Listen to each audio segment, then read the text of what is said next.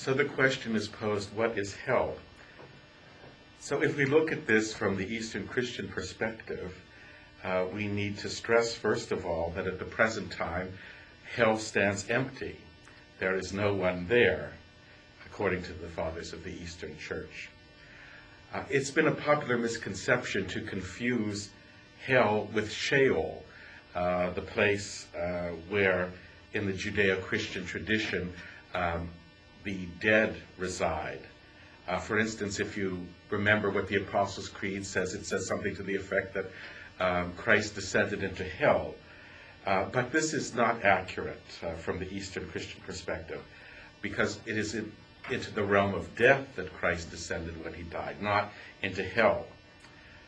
So if we look at what the Eastern Fathers say, and of course it is a bit sketchy because eschatology is not worked out very clearly in the Eastern Christian tradition, we would have to presume that hell is a state of being that comes following the second coming of Christ, the general resurrection, and the last judgment. Until these events occur, those people that die go neither to heaven nor hell, but they are with God, basically in the same capacity that they participated in God's grace or will when they lived on this earth. So, at the time of the second coming of Christ, and of course the general resurrection and the final judgment, what really occurs there is not so much a judgment by Christ himself, but that each person who is resurrected from the dead judges him or herself by his or her own conscience. And the result of that judgment will really be the deciding factor as to whether he or she will find himself or herself participating in the glory, will of grace or God or not. So, actually from the perspective of God, there is really no difference between those who have been resurrected to eternal damnation and those who have been resurrected to eternal glorification.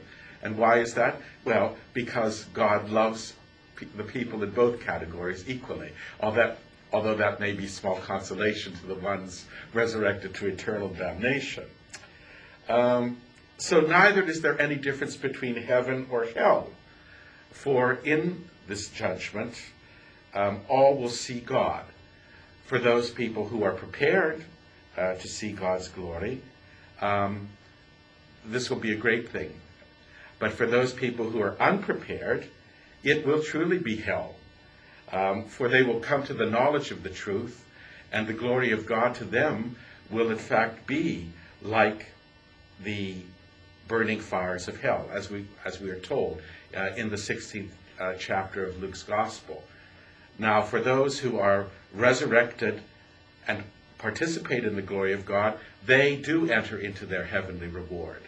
And of course, heavenly here connoting heaven, meaning that place where the will of God is always done.